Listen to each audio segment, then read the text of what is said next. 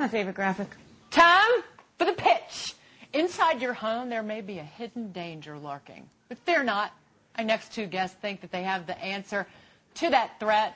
For today's pitch, Frank Aurelia is here and Alex Jerem to get their chance to make it big with their product, which they say eliminates a big danger in your bathtub or spa tub. And guys, it's great of you to be here. Thank you for having us. Frank and Alex, and you're pitching.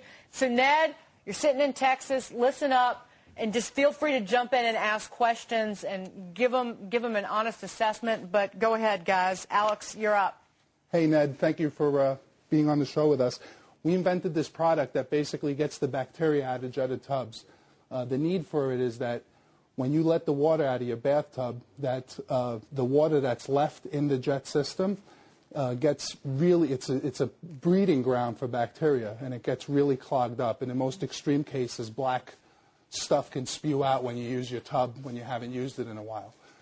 The problem with why the industry hasn't addressed getting it out, and basically what they're telling you is you had to fill the tub, put in bleach or vinegar or whatever, and run it 20, 30 minutes, and then drain the tub, do it again for a rinse process, and basically it was taking an hour and a half and 100 gallons to clean your jacuzzi tub. With our system here.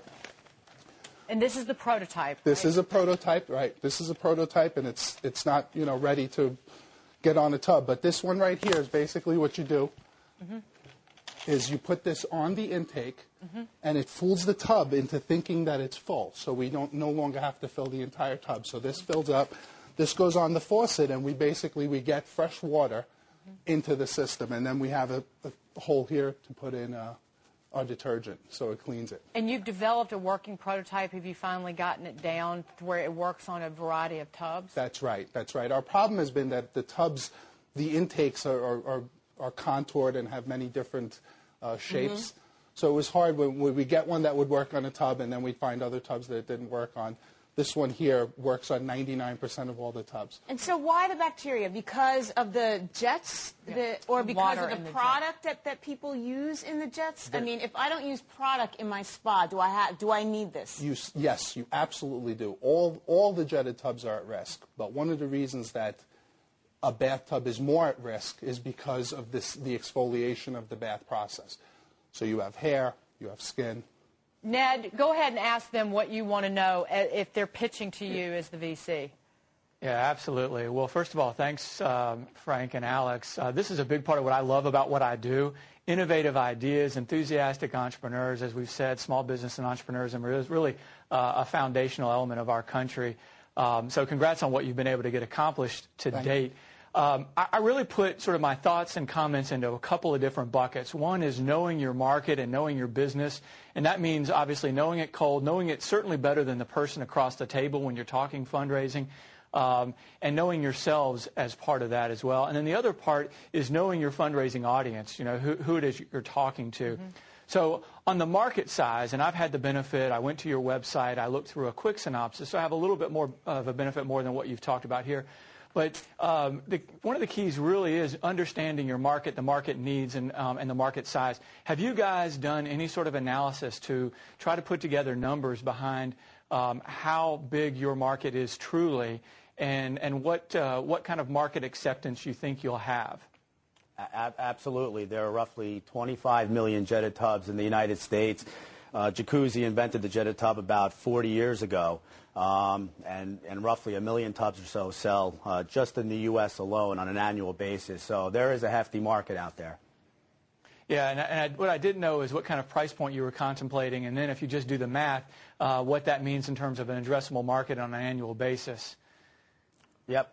Price point, as of right now, we're looking at about $39.95.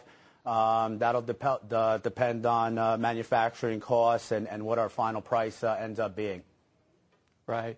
So the other piece then, so if you do that math, that's important. And the reason that that's important is it starts to address who your potential fundraising sources are. Venture capitalists as a whole, are looking for incredibly large or very high growth markets, whereas some of your other sources of capital, such as angels, may be more comfortable with what I would call more niche markets that are smaller but, again, have lots of opportunity. So some things to think about there.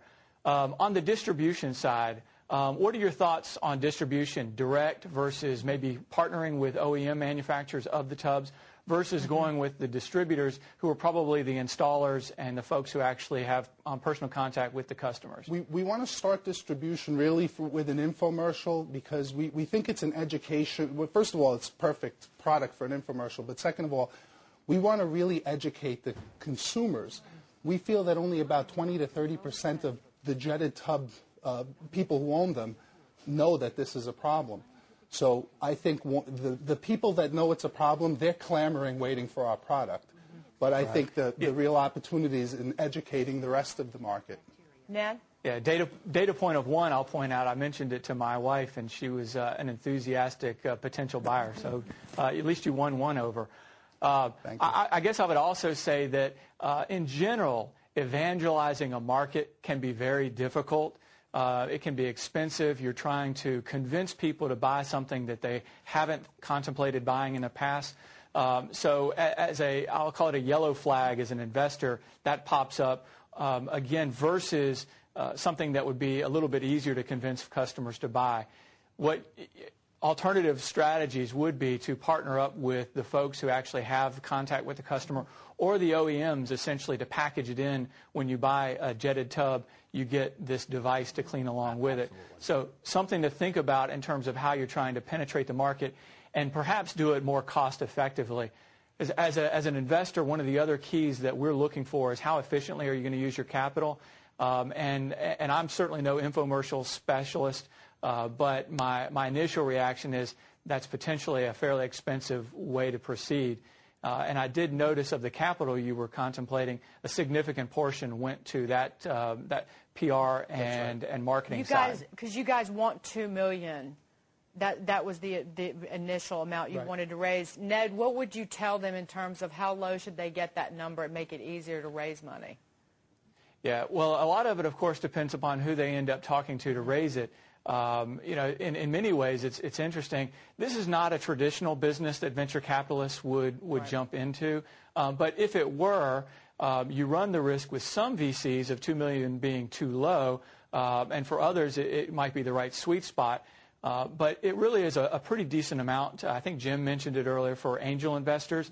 The other benefit with angels is, as I mentioned, they may be more inclined to go with a market opportunity that was a bit more niche-y. And by the way, they might be more inclined to go with an investment that doesn't have an obvious exit, meaning a sale of the company, but are much more content to take a portion of the profits as this company reaches some cash flow positive status. So what I would really say about the $2 million is what you would need to do with me or any investor is much more clearly define how that money is going to be spent and the tangible benefits you're going to be able to achieve with that money. Because, again, my initial reaction was not so much that $2 million is too much or too little, but how that $2 million was going to be spent. Give them a quick verdict. Yeah. So my quick verdict is always need more data. That said, I think for the right investor, and it's probably an individual or sets of individuals who, by the way, probably know the consumer product space very well, perhaps have an in with home construction or home product sales that can really add a lot more value than just the dollars. I think it could be a great fit for them. I'm going on the assumption that the product works or will work, and then it just comes down to the ability of management to execute.